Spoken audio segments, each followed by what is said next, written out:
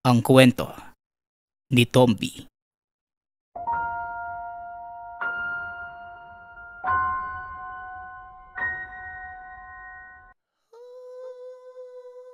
Nang mga panahong ito, 18 taong gulang pa lamang si Rene. Maagang naulila sa mga magulang. Namatay ang ina dahil sa breast cancer. Habang ang ama naman, nagkasakit ng depresyon at katagalan ay namatay din ito. Tila isang palaboy kung tignan si Rene. Pagala-gala lang ito na tila asong walang may-ari. Samantala, buhay pa naman ang lolo at lola na siyang nag-aalaga sa kanya. Hindi naman mahirap ang antas ng buhay nila. At sa katunayan, may naipundar ang mga magulang na mga kagamitan, lupa, at luma ngunit malaking tahanan. Ang bahay nila ay sa hilagang bahagi ng lugar. Malaki, 2 palapag.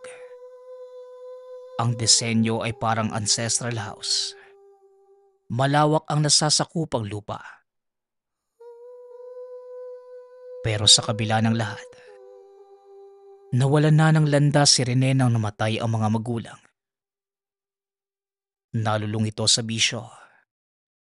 At ang mga barkada na tila walang kinabukasan kung titignan.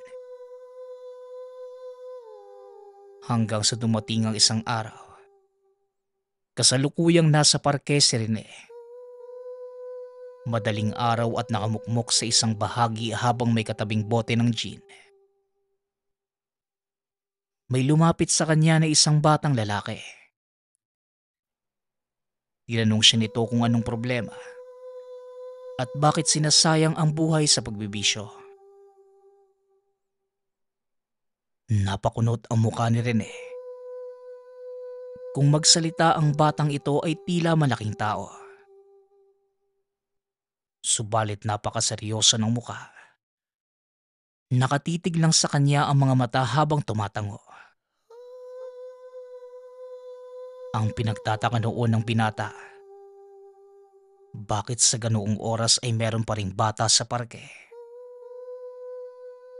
Nang mga sandaling yun, nakaramdam ng kaba si Rene. Nawala ang pagkalasing at tila nahimasmasan. Magkatitigan lamang sila ng bata. Hanggang sa may inabot ito sa kanya na pulang libreta. Noong una ay nagdadalawang isip pa sa Rene na tanggapin ito.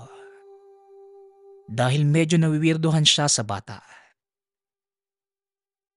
Hanggang sa muli itong nagsalita. Boses matanda na tila may sakit na hika. Pagkaangat ni Rene ng tingin, nanlaki ang mga mata ng binata. Napatras ito. Kamuntikan pang maihi sa takot. Dahil yung batang kausap niya kanina, naging matanda ang muka. Kulukulubot ang balat. Puro puti ang buhok. Habang nakatitig pa rin sa kanya at nakangiti. Tanggapin mo ang bagay na ito. Wika ng matanda. Hindi nakagalaw si Rene. Kusang inaabot ng kamay niya ang pulang libreta. Sumakmong pagpikit ng mga mata. Bigla namang nawala ang matanda. Hanggang sa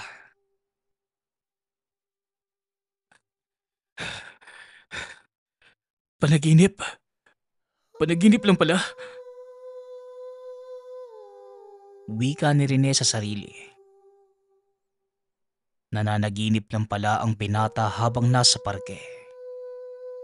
Nakatulog pala ito. Subalit pagtayo niya, may nakapa ito sa bulsa. Pagdukot ni Rene, nanlaki ang mga mata dahil naroon ang pulang libreta. Binalot ng kilabot ang katawan ng binata. Nagtayuan ang mga balahibo at pinagpawisan ng malamig. Itatapon niya sana ito. Kaso naalala niya ang kanyang napanaginipan. Maaaring totoo ang panaginip. Maaaring bigay talaga sa kanya ang gamit. Kinaumagahan, sa halip na magpunta sa bahay ng isang kaibigan para magbisyo, umuwi ito ng tahanan. Naiyak naman sa tuwa ang lolo't lola dahil sa wakas, nakauwi na ang apo. Madumi ang suot na damit. Napakabaho ng katawan. Tila hindi nakaligo ng isang taon. Biglang naging matino si Rene. Maayos na nakipag-usap sa lolo't lola. Humingi din ito ng patawad. Umakyat sa silid. Doon niya binuklat kung anong mga nilalaman ng pulang libreta. Mga maliliit na kataga. Nababasa naman pero hindi niya alam kung ano ang ibig sabihin. Meron ding nakaguhit na iba't ibang klase ng selyo. Mukha ng demonyo at iba pang mga nilalang na may katawang tao pero ang ulo ay sa hayop. Kinahapunan, may 2 taong nagwawala sa harap ng kanilang gate. Binabato nito ang tarangkahan. Tinatawag ang pangalan ni Rene. Pagsilip dito ng binata, nalaman niyang naroon pala ang mga kaibigan. "O apo, ano bang ginagawa nila? Bakit parang galit na galit at hinahanap ka? Yan ba ang dahilan kung bakit ka umuwi? May nakaaway ka, no?" Tanong ng lola. Wala po lola. Wala akong nakaaway. Hayaan mo na lang po sila. Baka lasing lang ang mga yan eh. Palusot ng binata. Pero ang totoo, hindi sumipot sa pinag-usapan si Rene kaya galit na galit ang kanyang mga kaibigan. Si Rene ang nanlilibre sa mga ito sa mga ipinagbabawal na bisyo. Hanggang sa kumaripas ng takbo ang mga ito dahil nagsidatingan ang mga otoridad. Nagkalat ang mga basag na bote sa harap ng tahanan nila Rene. Kinuna naman ng pahayag ang pamilya. Sinabi ni Rene na mga kaibigan niya ang mga ito. Pero hindi niya alam kung bakit galit sa kanya. Mula noon, bihira nang lumabas ng tahanan ang binata. Natatakot itong may gawin sa kanya ang mga kaibigan. Maski na blatter pa ang mga ito. Wala siyang ibang ginawa sa loob ng tahanan kundi magmukmok. Hanggang sa naisipan niyang basahin ang mga kataga. Narinig naman siya ng lolo. Lumapit ito sa kanya at kita sa mukha ang labis na pagtataka. Mga banal na salita ang binabanggit mo, iho.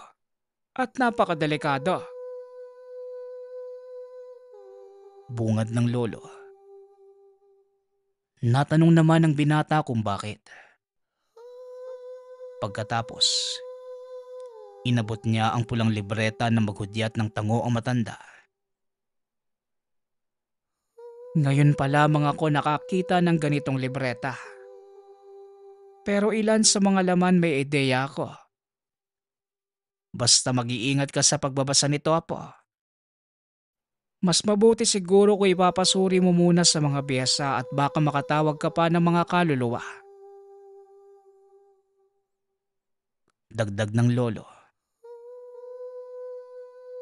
Ngunit hindi naniwala ang binata. Ngumawi lang ang bibig at pinigilan ang sarili na tumawa. Hanggang sa nagpatuloy na lang sa pagbabasa ang binata. Halos lahat ng laman ay nabasa na niya. Isang gabi, nakarinig siya ng pag-ungol mula sa gilid ng katre. Pagkalingon ni Rene, halos maihi siya sa takot dahil may nakadungaw sa mukha niya. Isang napakaitim na figura. Tila kalabaw na may sungay na paikot at nanilisik ang pulang mga mata. Bumalikwas si Rene at hindi niya inalis ang tingin doon sa nilalang. Hanggang sa tumayo ito at halos umabot na sa siling ang ulo sa tangkad. May katawan ito ng tao, pero napakaraming balahibo. Hindi nakagalaw si Rene at nanginginig ang katawan sa takot. Lumapit naman sa kanya ang nilalang. Tumatawa pa ito na tila boses na galing sa ilalim ng lupa. Tumakbo ang binata sa pintuan. Pilit itong binubuksan kaso ayaw magbukas. Biglang lumangit-ngit yung bintana at pumasok sa loob ng silid ang napakalamig na hangin. Umiikot-ikot pa ito na tila ipo-ipo. May kasama pa itong kakaibang tinig. May umiiyak, tumatawa, boses nagtatalo at nasasaktan. Kinising mo ko. Anong may paglilingkod ko sa'yo, iho? Wika ng nilalang. Hindi nakakibo si Rene. Naghahabol ng hininga. Pawis na pawis sa mukha habang unti-unting umuupo sa sahig. Hanggang sa may biglang gumuhit sa sahig. Kitang-kita ni Rene na tila apoy na umuukit at naging isang simbolo. Bituin na nasa gitna ng malaking bilog. Tila mababaliw na ang binata ng mga sandaling yon. Muli namang nagsalita ang demonyo sa kanya. Ang sabi nito, anumang gusto ng binata ay bigkasin lang na maayos ang mga katagang napili mula sa pulang libreta. Dito biglang kumalma ang buong paligid. Nawala yung malakas na hangin. Pati na din yung nakaguhit sa sahig. Unti-unting naglaho ang demonyo habang tumatawa. Nang mga sandaling yon, nabuksan niya ang pintuan kaya kumaripas siya ng takbo pababa ng tahanan. Pumunta ito sa kusina at uminom ng tubig. Medyo gumaan na ang pakiramdam. Subalit napansin niyang maliwanag na pala sa labas. Mas lalong naguluhan si Rene. Dahil nang makita niya ang nilalang ay 8:00 pa lamang yon ng gabi. Pero nang mga sandaling to, nakita pa niya ang lolo na nasa beranda at nakaupo sa tumba-tumba. Habang yung lola naman, nagwawalis na sa bakuran. Hindi makapaniwala si Rene sa mga nasaksihan.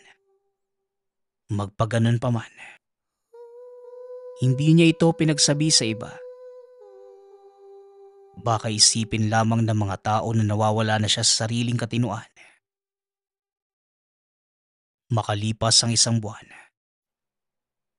gumala si Rene sa lungsod. Nabagot na siya sa pananatili sa loob ng tahanan. Pumunta muli siya sa parke. Umupo kung saan niya nakita yung tao sa panaginip. Takip silim na ng mga sandaling ito. Sobrang seryoso ng mukha ni Rene habang nakatingin sa mga naglalarong bata sa bulwagan ng simbahan. Ilang sandali pa, may tumabi sa kanya. Hindi niya naman ito pinagtuunan ng pansin. Subalit bigla itong nagsalita.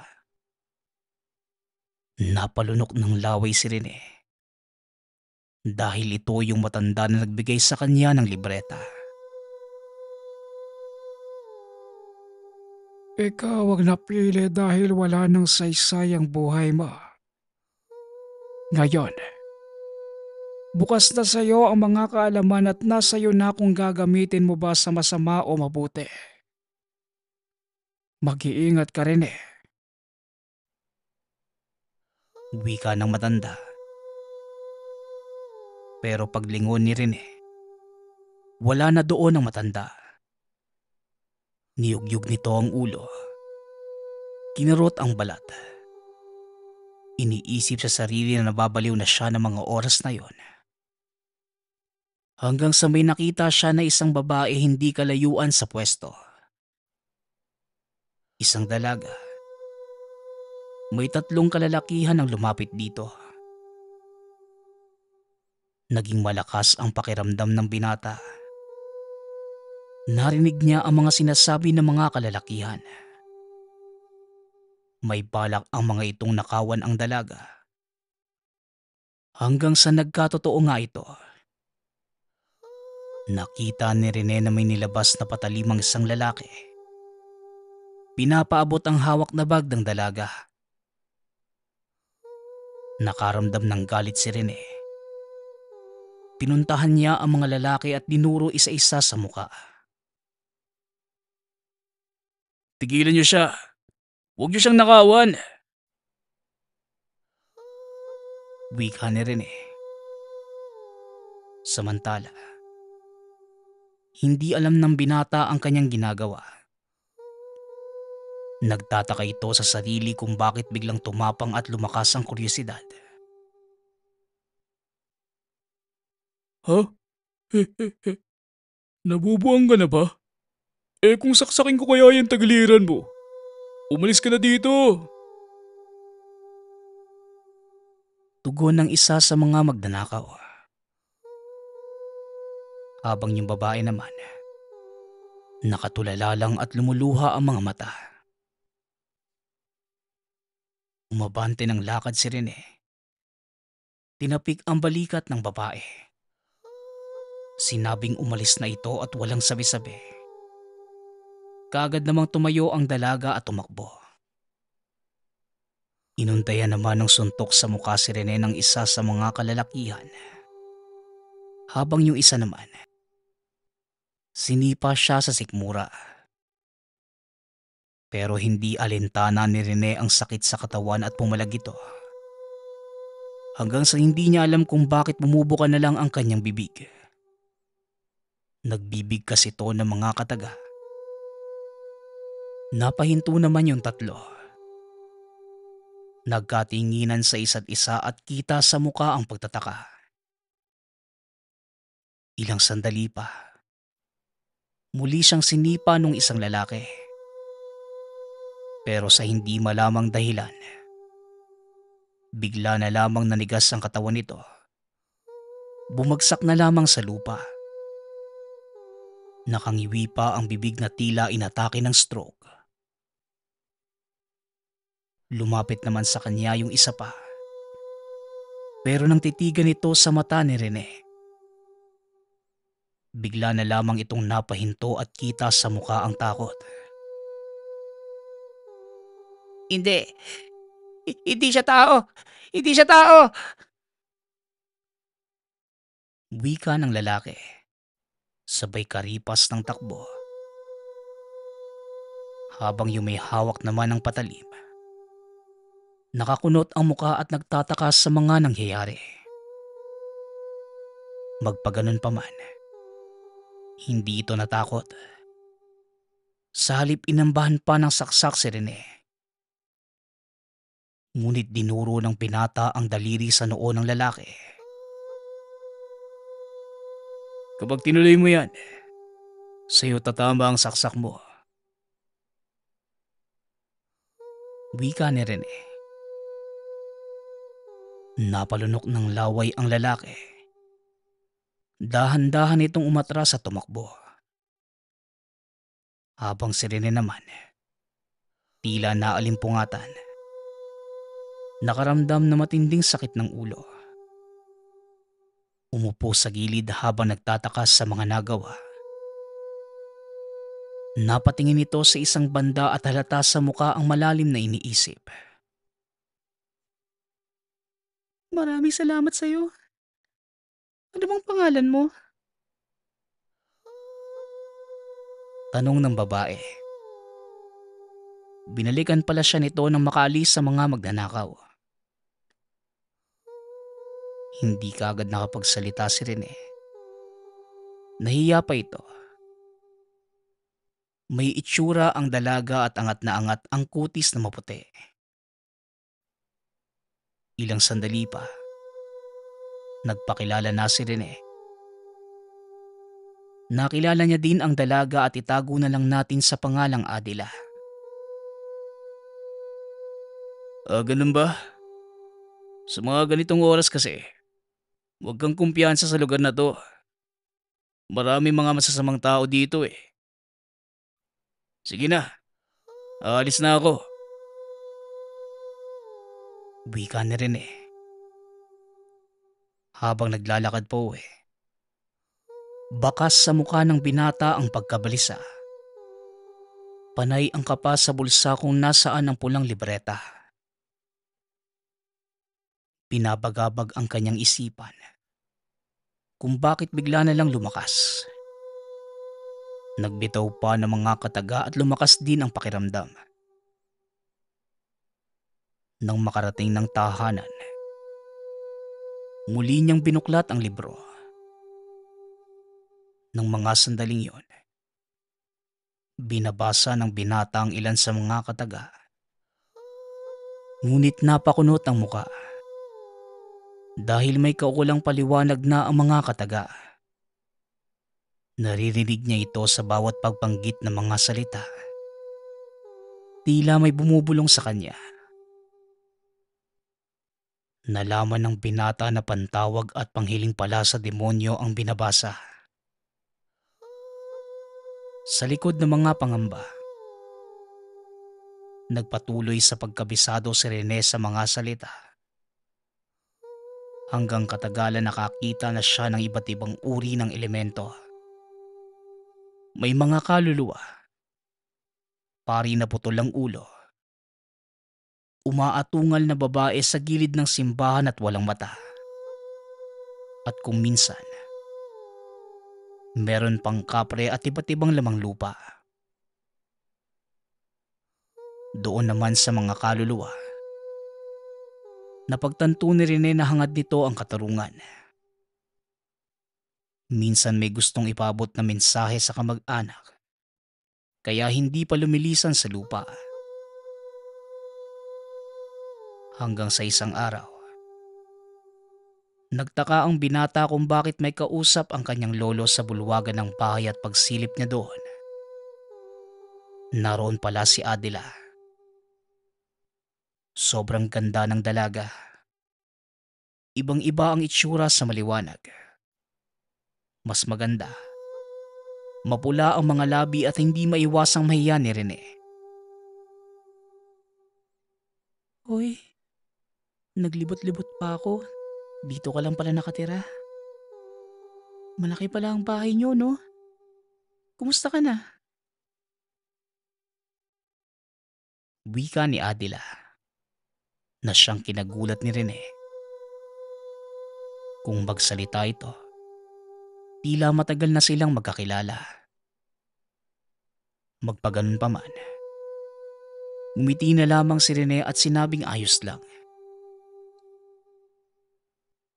Nagtanong pa ang binata kung bakit napabisita si Adila. Sinabi naman ito na nabanggit niya sa mga magulang ang nangyari. Kaya gusto sana siyang makilala ng mga ito. Nakakaya naman eh. Wag na lang. Ikamusta mo na lang ako sa kanila. Wika ni Rene.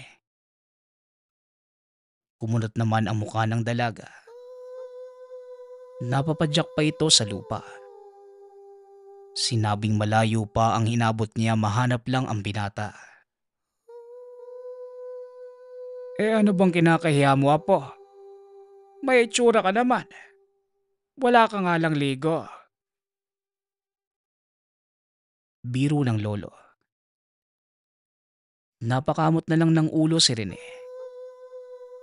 Pinapasok niya ng tahanan si Adila at pinag-antay sandali. Naligo lang ito at pumorma na tila sisimba. Sinamahan niya ang dalaga at nalaman niyang taga Santa Catalina pala ito. Masasabing may kaya din sa buhay. Malaki ang tahanan at napakaganda ng mga tanim na nakapaligid sa bakuran. Nagpapasalamat ang mga magulang ni Adila at pinaghanda siya na makakain. Pagkatapos, nag-usap silang dalawa sa harap ng beranda. Naisip ng binata na tila naniligaw na siya kay Adila. Dahil sa hiya, matipid na ito kung magsalita. Nalaman ng binata na kaya pala nagpunta ng bayawan ang dalaga para bisitahin ang kaibigang namatay. Subalit naudlot ito dahil sa nangyari. Ilang sandali pa, nagpaalam na si Rene at hinatid siya ng dalaga hanggang sa bakuran. Hanggang sa may lumapit na isang matandang lalaki. Nakatitig ito sa kanya ng masama. Nakangiti at sobrang weirdo ang kinikilos na tila baliw.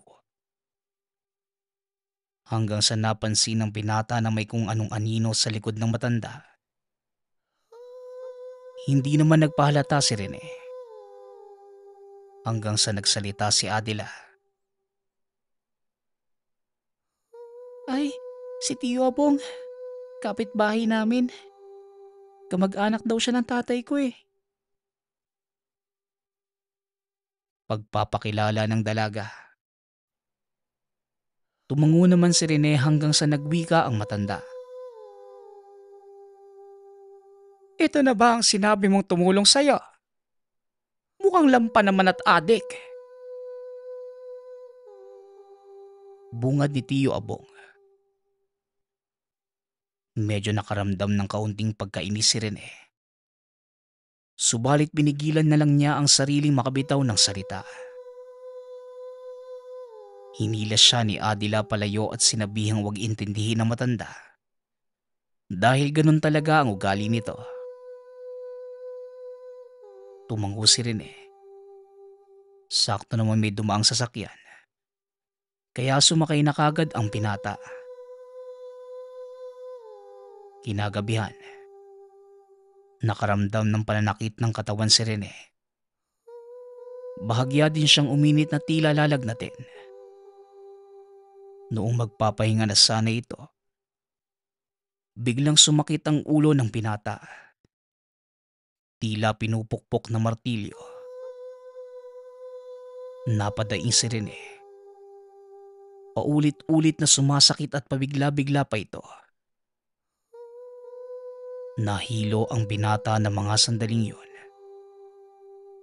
Kapakapa niya ang railings ng hagdan pababa ng tahanan. Pumunta ito ng kusina at kukuha sana ng gamot sa aparador. Subalit bigla na lamang siyang natumba sa gilid ng pinto. Lumalabo na ang paningin.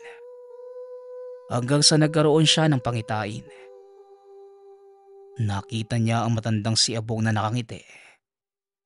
Pero nanlilisik ang mga mata. Tawa ito ng tawa at sinasabihan siyang kampo ng demonyong katulad niya. Dito napagtanto ng binata na kinukulam siya ng matanda. Magbibigkas sana ito ng salita. Kaso hindi niya maibuka ang bibig na tila may pumipigil. Hanggang sa tuluyan ng dumalim ang paningin at hinimatay. Nakita na lamang niya ang sarili. Nasa sala katabi pa si Adela habang pinapaypayan siya nito.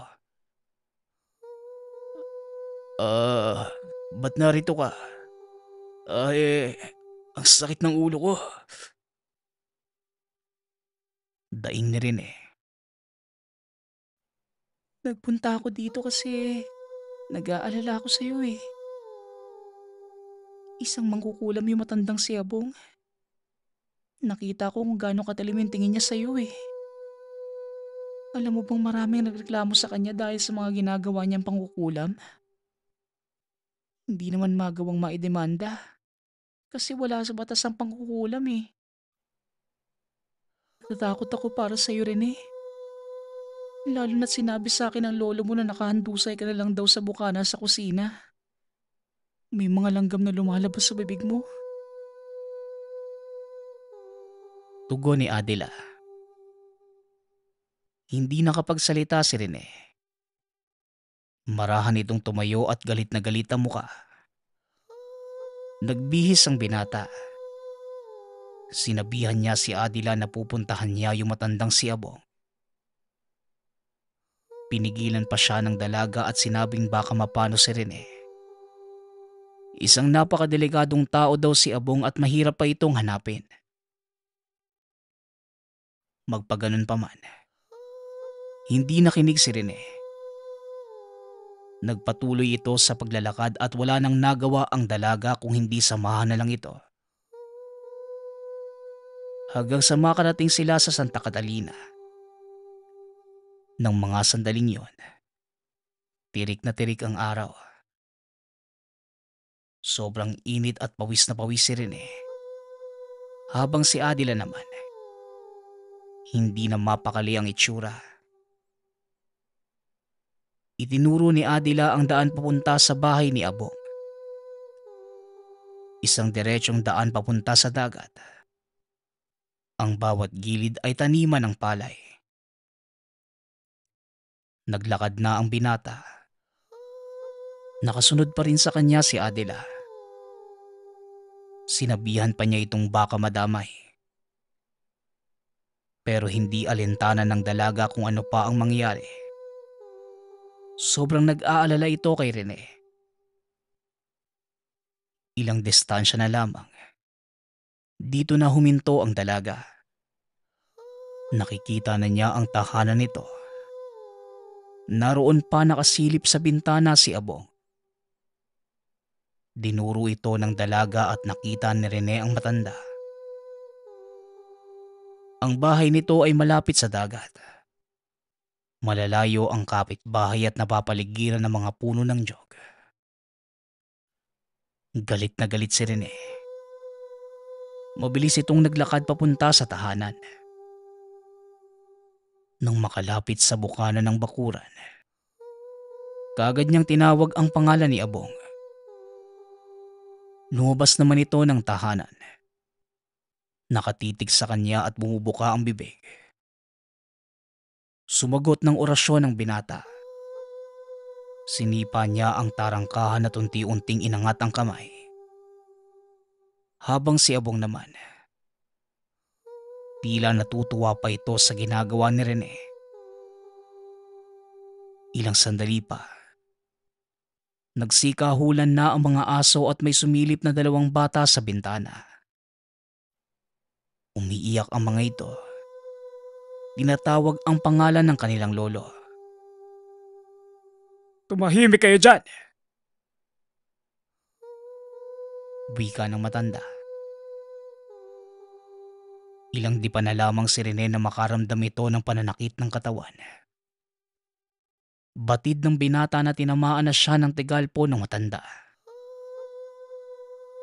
Hindi gumagana ang pandepensa ni Rene.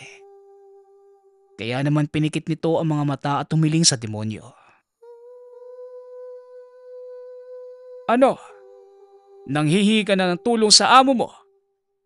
Pareho lang naman tayong demonyo. Banat ni Abong. Pareho nga tayong demonyo.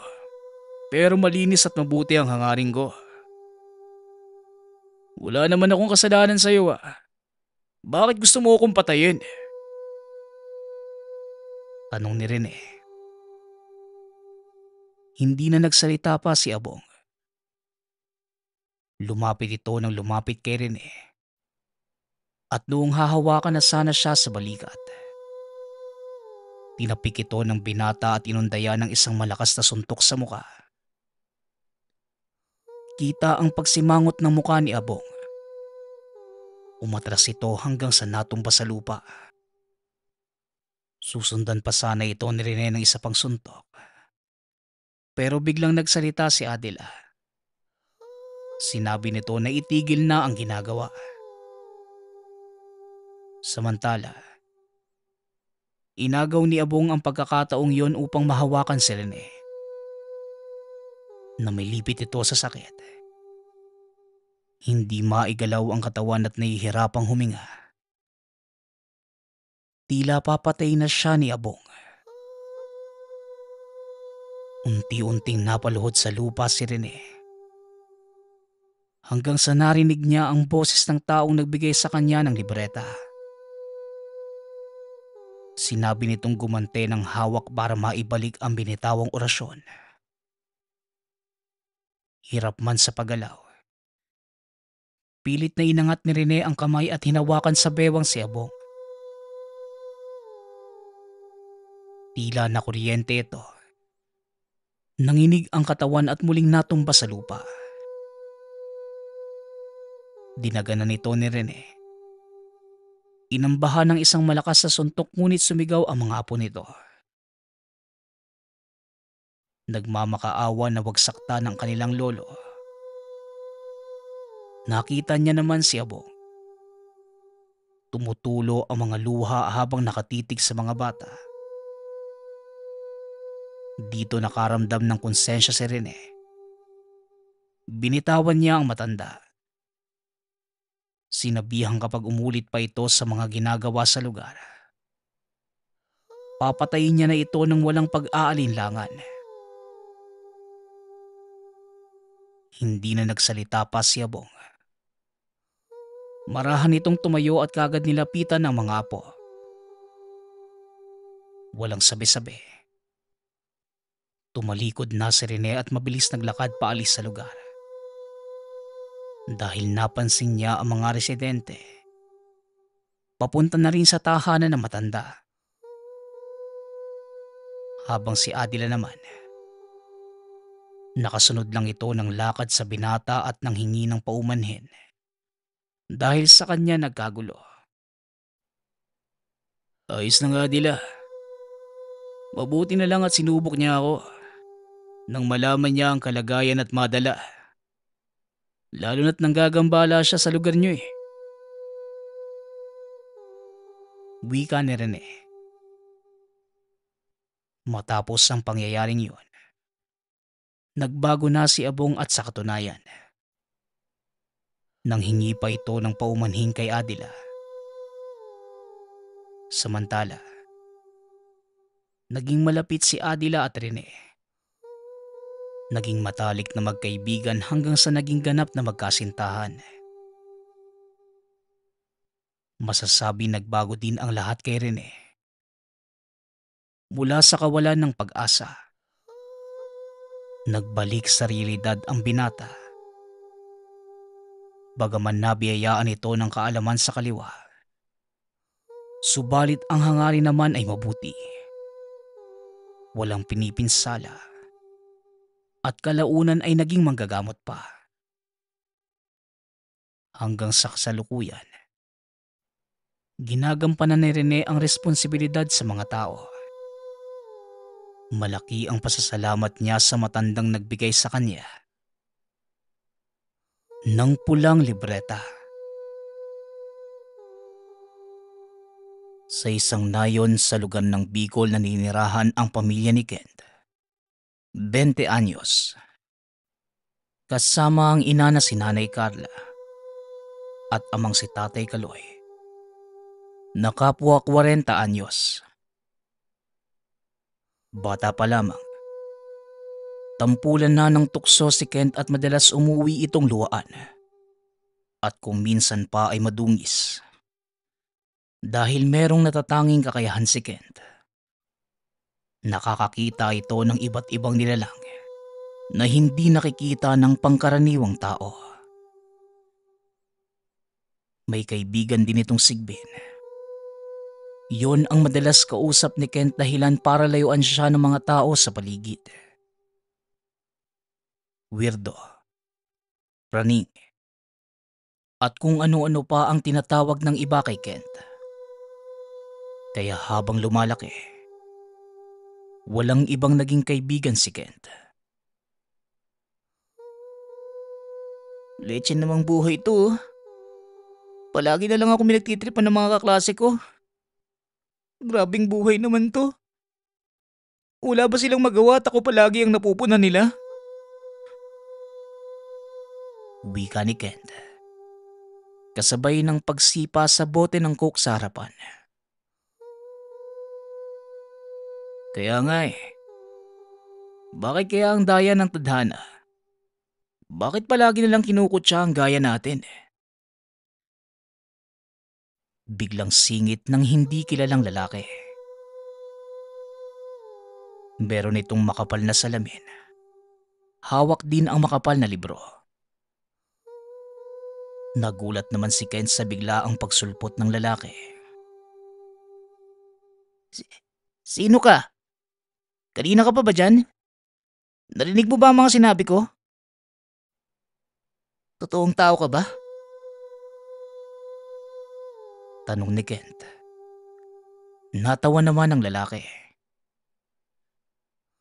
Oo, kanina pa ako andito. Narinig ko nga ang mga sinabi mo eh. Pero totoo kong tao. Ako nga pala si Troy. Kent ang pangalan mo, di ba? Tugon ni Troy. Paano mo naman nalaman ang pangalan ko? Tsaka, bakit mo ako kinakausap? Isa pa, nakikita mo siya? Muling tanong ni Kent. Napatango naman si Troy at nagsalita. Natatangi daw ang mga mata ko, sabi ni Lolo eh. Ibig sabihin, sigbinang ka. Inaalagaan mo ba siya? Alam mo, mapalad ka pa nga dahil matalino ka eh. Kilala ka sa buong eskwelahan hindi dahil sa pagiging weirdo mo, kundi dahil sa katalinuhan. Madalas kang pinag-uusapan ng mga guro, kaya kilala kita. Paliwanag ni Troy. Simula ng araw na yon, naging matalik na magkaibigan ang dalawa. Palagi silang magkasama at hindi lamang nila pinapansin ang mga sinasabi sa kanila ng iba. Ang sabi sa akin ng guro mo may kaibigan ka na daw sa eskwelahan. Yayain mo naman siya dito sa bahay para makilala namin. Wika ni Tatay Kaloy. Napabuntong hininga naman ang binata. Opo, tatay. Susubukan ko po na ayain siya dito sa atin kapag pumayag siya. Isasama ko po siya dito. Tugon ni Kent. Tumango naman si Tatay Kaloy at umalis na si Kent sa kanilang tahanan. Dumiretso ito sa eskwelahan. Sinalubong naman siya ng kaibigan. Sabi ni Lolo, gusto ko daw niya makilala. Libre ka ba mamaya? Sama ka sa akin. Tsaka matutuwa ka dun sa bahay dahil madaming kikwento sa atin si Lolo. Wika ni Troy. Napakamot naman sa ulo si Kent. Libre naman ako mamaya. Kaso nga lang gusto ko din makilala ni tatay eh. Nabanggit ng mga guro natin na meron na akong kaibigan dito. Kaya yun, gusto ko makilala ng mga magulang ko. Tugon ni Kent. E di, dumaan na muna tayo sa inyo. Tsaka tayo pumunta sa amin. May bibigay din ako sa'yo eh. May tuturo sa atin si Lolo mamaya. Wika ni Troy. Kaagad namang tumango si Kent. Matapos ang klase, dumiretso sila sa tahanan ni Kent. Tuwang-tuwa naman ang mga magulang ng binata nang makilala si Troy. Ikaw pala si Troy. Ikinagagalak namin na makilala ka. Ikaw pa lamang ang kaibigan na ipinakilala sa amin nitong anak namin. Masaya kami dahil sa wakas. May tunay na kaibigan na itong si Kent.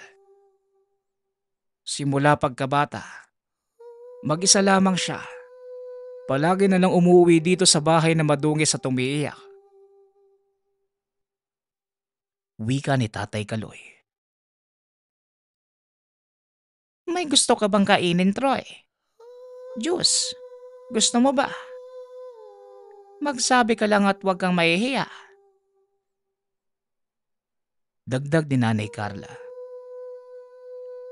Napangiti naman ang binata. Ganito po pala ang pakiramdam na may magulang, no? Di ko po kasi naranasan to eh. Lumaki po ako na kasama lang si lolo ko na manggagamot. Wika ni Troy. Nagkatinginan naman ang mag-asawa. Bakit naman, Troy? Wala ka na bang mga magulang? Ibig bang sabihin lolo mo na lang ang kasama mo? Kung ayos lang sa'yo, pwede ba namin malaman kung ano nangyari sa kanila? Tanong ni Nanay Carla. Bata pa lamang po ako nang iwanan kami ni Papa para sa una niyang pamilya. Sa sobrang lungkot po ni Mama, nagkasakit po. Binawian ng buhay kaya sabik po talaga ako sa aruga ng mga magulang. Ni minsan po hindi ko po yun naranasan eh. Tugon ni Troy.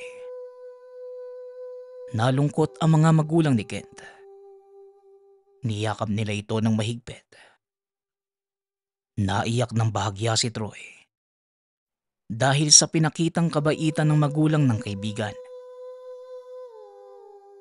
Masaya naman si Kent dahil naging maganda ang araw na yon. Matapos kumain ng pananghalian, pumunta na ang dalawa sa tahanan nila Troy. Pagkarating sa tahanan, nakangiti silang sinalubong ng matanda. Kaagad namang nagmano ang mga binata sa lolo. Kawaan ka ng Diyos, Apo. Ito na ba ang kaibigan mo? Pasok muna kayo sa loob at nang makapagpahinga. Wika ni Lolo Vlad. Magandang araw po. Ako po pala si Kent. Masaya po ako makilala kayo. Alam niyo po, palagi po kayong kinikwento sa akin ni Troy. Tsaka, hindi na natuloy pa ng binata ang sasabihin. May nakita itong tikbalang. Nanlaki ang mga mata ni Kent dahil yun ang unang beses na nakakita ito ng ganong nilalang. Siya si Gado. Isang tikbalang. Kaibigan siya at palaging tinutulungan si Lolo kaya wala kang dapat ipangamba.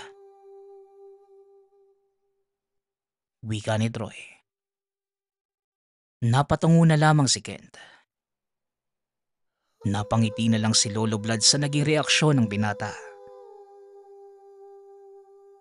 Ito ba ang unang beses na nakakita ka ng ganitong nilalang?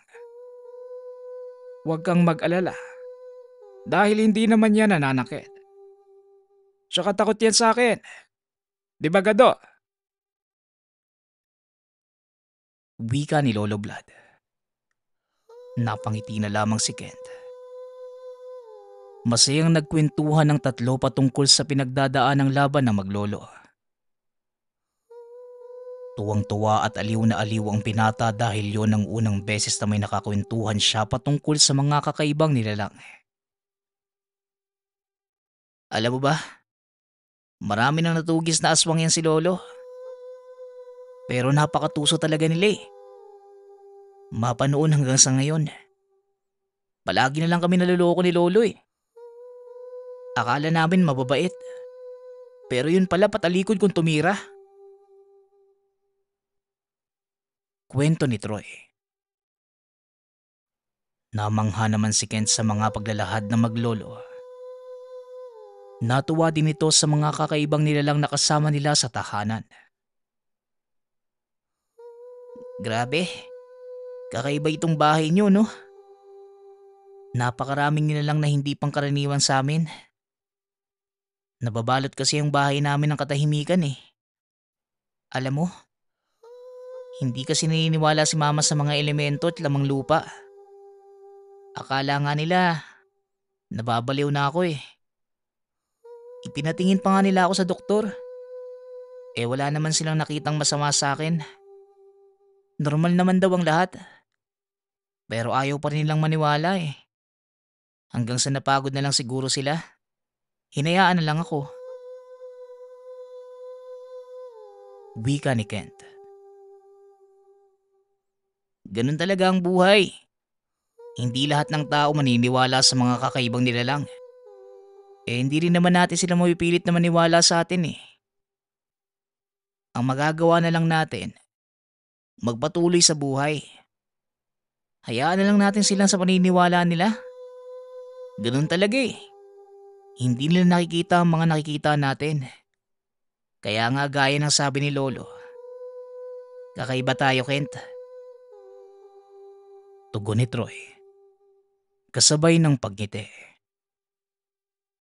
Sumang-ayon naman si Kent sa sinabi ng kaibigan. Sabagay, tama ka. Ganun naman talaga ang buhay eh. Hindi naman natin kailangan pilitin ng ibang tao para maniwala sa atin. Hindi naman mahalaga kung maniwala sila o hindi eh. Hindi rin naman natin ikakamatay kung hindi nila tayo paniwalaan. Hay nako, minsan talaga ang daya ng mundo, no? Wika ni Kent. Ganun talaga. Wala tayo magagawa. Teka, di ba sabi ko sa'yo may bibigay ako sa'yo? Lolo, nasa na nga po ba yung agimat na yon? Di ba bibigay po natin yung kay Kent? Tugon ni Troy. Kaagad namang nilabas na matanda ang isang agimat. Kent, alagaan mo ang agimat na ito. Hindi ito basta medalyon lamang. Meron itong kakaibang kapangyarihan na tinataglay. Sa oras na malagay ka sa kapahamakan, maaari mo itong gamitin para ipagtanggol ang sarili mo. Ang tawag dito ay Infinity de Diyos. Isang medalyon panlaban sa anumang masamang elemento, lalo na sa mga aswang. Banal yan dahil may basbas yan ng simbahan at banal na Biblia. Wika ni Lolo Vlad. Iniabot nito ang medalyon kay Kent. Namangha naman ang binata nang makita ang medalyon na yon at kagad sinuot ang agimat. Labis na ligaya ang naramdaman ng binata dahil yon ang unang beses na nakatanggap ito ng ganong bagay mula sa kaibigan. Naku, iingatan ko po talaga to. Kaloob nyo to sa akin eh. Isa pa po, ito po ang unang beses na nakatanggap ako ng munting regalo mula sa kaibigan at kakilala. Ni minsan po kasi, hindi ako nabigyan ng regalo kahit pa na birthday ko o kahit anong okasyon. Wala po ako natatanggap bukod sa bigay ni nanay at tatay. Yung pinsan ko naman po tsaka mga kamag-anak, ayaw namang lumapit sa akin. Nahihiya daw po sila. At yung iba naman, lumalayo sa akin dahil kakaiba daw ako. Hindi ko naman po sila masisisi. Bigla-bigla na lamang sumusulpot sa isang lugar kaya hindi ko maiwasan na matakot. Kaya nga siguro mula pagkabata, wala ako naging kaibigan eh. Mabuti na lamang po at nakilala ko tong si Troy. Ay nako, ang sakit sa damdamin habang binabalikan ko ang mga alaalang yun ah. Wika ni Kent. Alam mo pareho tayo eh. Pero ang kaibahan, wala talaga akong kamag-anak. Ayaw din naman ni Lolo na magkaroon kami ng komunikasyon sa pamilya namin eh. Binamaliit nila kami. Iniisip nila na mga kakaibang tao kami at nasisiraan na ng ulo. Pero hindi nila alam. Kilalang tao dito sa baryo si Lolo. Tugon ni Troy. Nagkangitian na lamang ang dalawa. Hayaan nyo na ang mga taong yon. Hindi naman mahalaga na maniwala sila sa inyo. Hindi rin naman importante kung madami kayong kaibigan. Aanhin nyo ang dami. Hindi naman totoo ang mga yon. Sa oras na tumalikod kayo, pag-uusapan nila kayo. Mas maigi na lamang na isa o dalawa ang kaibigan ng mahalaga. Totoo, tapat at maaasahan. Paalala ni Lolo Vlad. Matapos na magkwentuhan, kumain na ang mga ito. Nang matapos ay umuwi na si Kent sa kanilang tahanan. Masaya itong nagkwento sa mga magulang. Natuwa naman si Tatay Kaloy at Nanay Carla dahil meron ng kaibigan ang kanilang anak. Sa paglipas ng mga araw, nang makatapos ng high school, nagumpisa na ang mga ito sa kolehiyo kaya nagkalayo ang magkaibigan. Dahil magkaibang kurso ang kinuha ng dalawa. Ang kinuha ni Kent ay criminology, habang si Troy naman ay isang guro. Sinukat ng tadhana ang pagkakaibigan ng dalawa. At naging matibay pa rin ang mga ito kahit na madalang na lamang sila kung magkita. Hanggang sa isang araw, nag-cruise at nagkausap ang magkaibigan. Ikwinento ni Troy na nagkaroon ng engkwentro ang lolo at ang mga aswang. Nagulat si Kent sa balitang narinig. Kaagad itong nagtanong sa kalagayan ni Lolo Vlad. Sinabi naman ng binata, malubha itong nasugatan kaya nagpapagaling muna sa kanilang tahanan. Sumama naman si Kent sa kaibigan para dalawin ang matanda. Pagkarating sa tahanan, nakita ni Kent ang malubhang karamdaman na tinamo ni Lolo Vlad mula sa labanan. Napadalaw ka ata, Kent. Matagal na kitang hindi nakikita dito sa bahay buhat ng magkolehiyo kayo. Hindi na kita nakitang dumalaw dito sa bahay. Kumusta ka naman? Kumusta ang pag-aaral mo? Tanong ni Lolo Vlad. Ayos lang naman po ako. Masaya po ako makita kayo kaso napakarami po pong sugat sa katawan ah. Gagaling pa po ba yan? Kumusta po kayo? Pasensya na po ah. Naging abala na po ako sa pag-aaral eh. Kaya madalang na lang kami magkita nitong si Troy. Pero nakausap ko nga po siya. Nabanggit po niya sa akin na malubha ang natamo niyong sugat mula sa labanan. Nag-aalala nga po ako eh. Kaya nga po ko kagad dumiretso dito. Para alamin at tignan kung anong kalagayan niyo. Tugon ni Kent. Nako, ito talagang si Troy eh. Binanggat pa talaga sa'yo ang kalagayan ko. Maayos naman ako at malubha nga lang ang natamo. Pero gagaling pa ang mga ito. Masaya akong makita ka muli, Kent. Nga pala, may nais akong sabihin sa'yo. Sa makalawa pupunta itong apo ko sa kabilang baryo para tugisin ang mga nanggambala sa kanila. Kaso hindi ako mapalagay na mag-isa lamang siyang pupunta doon. Maaari mo ba siyang samahan, Kent? Tanong ni Lolo Vlad. Sige po, wala din naman po akong pasok sa Makalawa eh. Libre po ako at sasamahan ko po itong si Troy. Ayoko rin naman po mag-isa lang siyang pumunta doon. Lalo ba't hindi mo rin po siya masasamahan. Malubha po yung kalagayan niyo eh. Tugon ni Kent. Matapos ang pag-uusap na yon, umuwi na si Kent sa tahanan. Kaagad itong nagpaalam sa mga magulang. Pumayag naman ang mga ito dahil kasama naman si Troy. Basta siguraduhin mo lang anak na hindi kayo mapapahamak sa pupuntahan niyo. May tiwala ako sa inyo. Kaya papayagan ka namin tsaka mga binata na kayo ni Troy. Alam nyo na kung ano ang tama at mali. Alam nyo kung ano ang dapat at hindi dapat. Mag-iingat lamang kayo doon. Wika ni Tatay Kaloy sa anak. Basta anak, ingatan mo ang sarili mo doon. Alam ko naman na hindi ka pababayaan ni Troy. Pero hindi rin natin masasabi ang tadhana, di ba? Basta mag-ingat na lang kayo.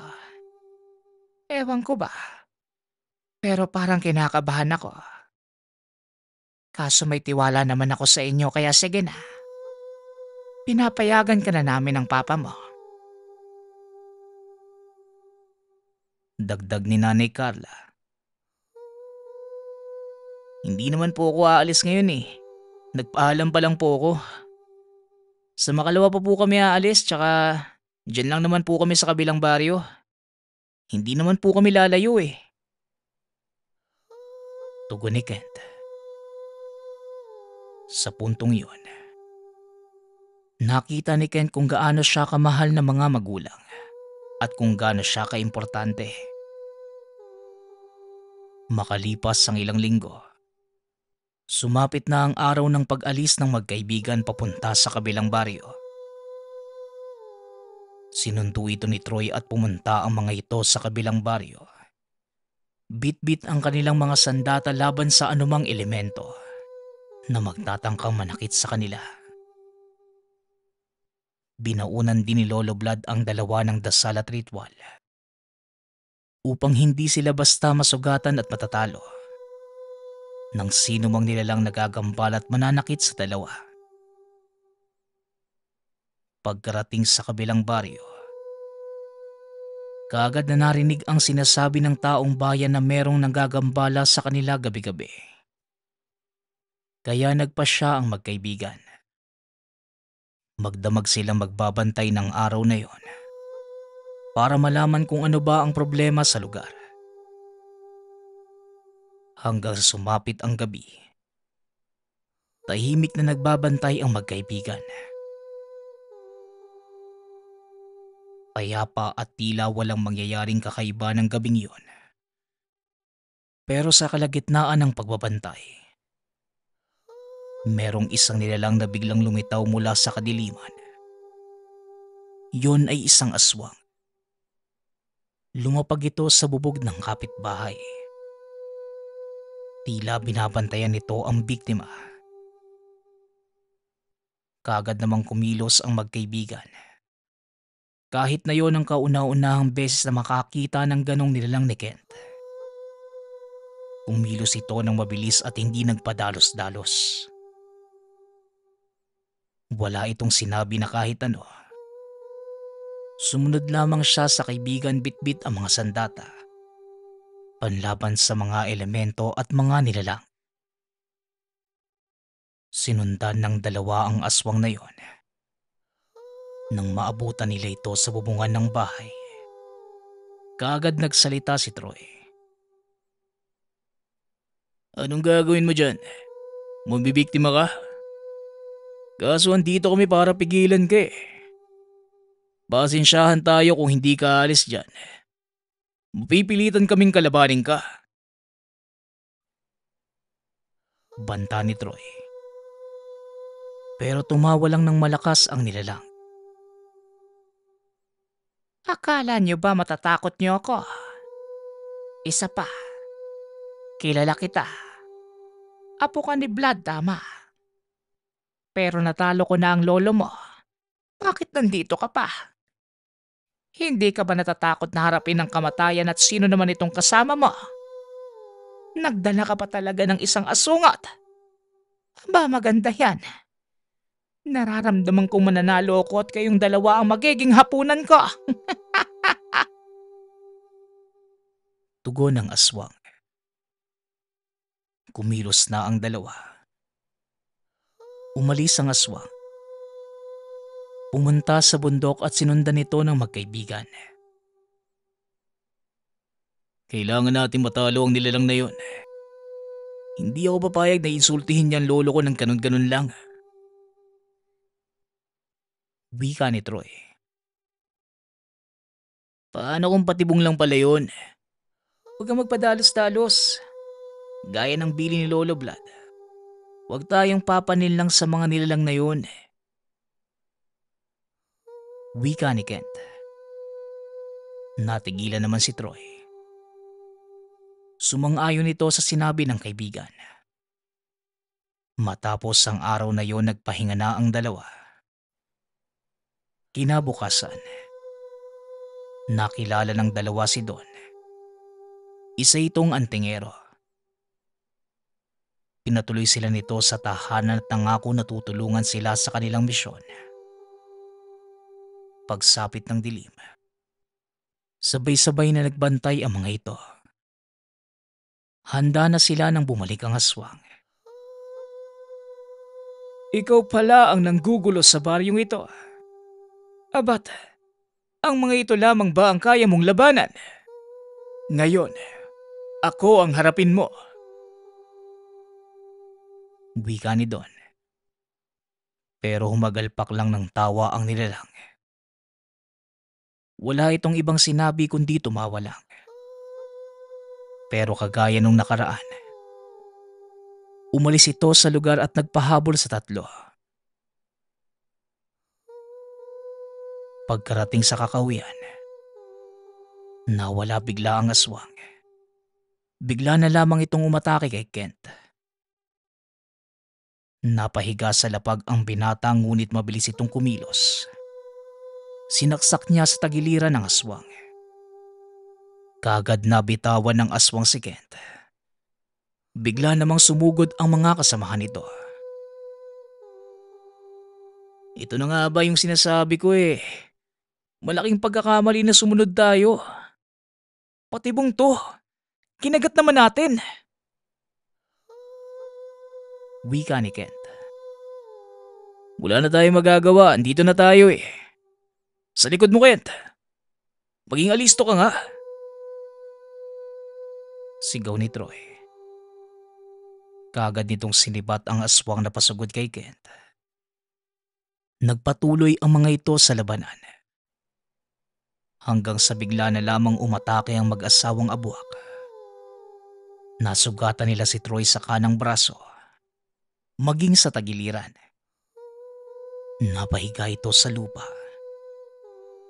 Mabilis naman itong nilapitan ni Kent. Kagad tinalian ng tagiliran na dumudugo. Lumabang ka, Troy. May ipapanalo natin to. Uuwi tayo ng may dalang kasiyahan at pagmamalaki ng lolo mo. Pakiusap lang. Magpakatatag ka. Wika ni Kent. Napangiti naman si Troy. Kaya ko ito. Sabay tayo na pumunta dito kaya sabay rin tayong uuwi. Huwag mo na ako isipin. Ipagtanggol mo ang sarili mo at tulungan mo si Mang Don. Nang sa ganun matapos na ang labanang to. Tugon ni Troy. Tumango naman si Kent. Galit itong sumugod sa umatake kay Troy. Kagad ginamit ng binata ang hawak na buntot pagi. Inihahampas yun sa sino mang aswang na papalapit sa kanya at sa kaibigan. Wala itong pakialam kahit na masugatan pa siya sa braso. Nagpatuloy lang ito sa pakikipaglaban. Ginamit ang mga bitbit na armas at maging turo ng mga kaibigan. Walang sinasanto ang binata kahit paduguan na. Patuloy lamang ito sa pag-atake. Walang sino man na makakalapit sa kaibigan ko. Uubusin ko kayo hanggang sa matalo kayong lahat. Itaga nyo yan sa pinuno nyo. Wika ng binata. Habang abala sa pakikipaglaban si Kent, naglalaban naman si Mang Don at ang pinuno ng mga aswang. Kaagad na nagtalo ang mga ito kahit paduguan na. Patuloy lamang sila sa pakikipaglaban. Mamamatay na ako mamamatay. Basta lumaban at hindi sumuko. Lalaban ako hanggang dulo. Wika ni Mang Don. Kahit tila dehado sa labanan, nagpatuloy lang ang dalawa sa pakikipaglaban. Hindi na kaya ni Troy na lumaban dahil sa dami ng natamong mga sugat sa katawan. Pilit itong pinoprotektahan ni Kent. Hindi nito hinayaan na malapitan ng mga aswang. Sa patuloy na labanan, hindi nagpadaig ang dalawa. Ilang sandali pa, tinamaan ni Mang Don ang pinuno ng aswang sa pusong bahagi nito. Pero napaupo si Mang Don dahil sa pagod. Paglingon nila, naghihingalo na ang pinuno. Sa sobrang pagod naman ay nawalan ng malay si Kent. Ganon din si Troy dahil sa dami ng natamo nilang mga sugat. Sa muling pagmulat ng mga mata ng magkaibigan, nakita nila ang mga mahal nila sa buhay. Anak, ayos ka na ba? Ano ba ang nangyari? Bakit sugatan ka si Troy? Saan ba kasi kayo nagpunta? Tanong ni Tatay Kaloy. Hindi naman kagad nakaimik si Kent. Nanatili itong tulala at walang kibo. Kagad namang tinawag ni Nanay Carla ang doktor upang masuri ang anak. Matapos itong masuri, sinabi ng doktor na maayos naman ang kalagayan ng binata. Kailangan lang nito na makapagpahinga. Hindi na nagtanong si Tatay Kaloy sa kanilang anak dahil yon ang payo sa kanila ng doktor. Ilang araw na walang kibo si Kent hanggang sa lumipas ang 1 linggo. Ito na mismo ang nagkwento sa mga magulang sa naganap sa kanila sa pinuntahan. Ma, pa, nasan po si Troy? Ayos lang po ba siya? Malubha po ba ang natamo niyong mga sugat sa katawan? Kailangan ko po siya makita, Nay. Wika ni Kent. Nagkatinginan naman ang mga magulang. Hindi namin alam kung nasaan si Troy. Ikaw lang ang naabutan namin dito. Siguro kinuha siya ng lolo niya. Tugon ni Nanay Carla. Pero nagpumilit si Kent na hanapin ang kaibigan. Pero dahil sa mga natamong sugat, hindi ito pinayagan ng doktor.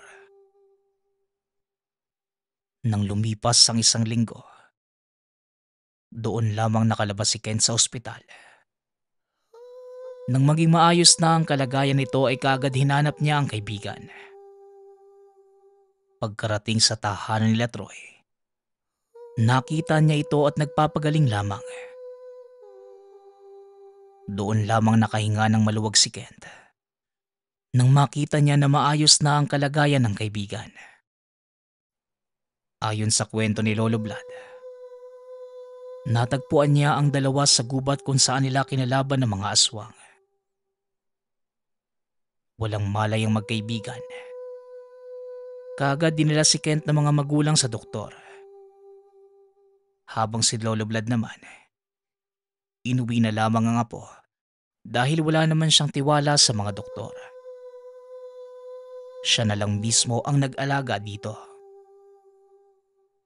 Labis ang pasasalamat ni Kent. Dahil kahit hindi pa maayos ang kalagayan ni Lolo Vlad, pumunta pa rin ito sa lugar at hinanap sila. Tuwang-tuwa naman ang matanda nang sabihin ni Kent na nanalo sila sa laban nila sa mga aswang. Naibalik na ang kapayapaan ng baryong yon. Matapos ang mga naganap, mas tumibay ang samahan ng magkaibigan. Nagpatuloy sila sa misyon nila sa buhay. Magpasa hanggang ngayon, naaalala pa rin ni Kent ang mga naganap. Ang dating sa tingin niya na sinumpang mata, ngayoy pinagpapasalamat niya sa may likha dahil natagpuan niya ang tunay na kaibigan.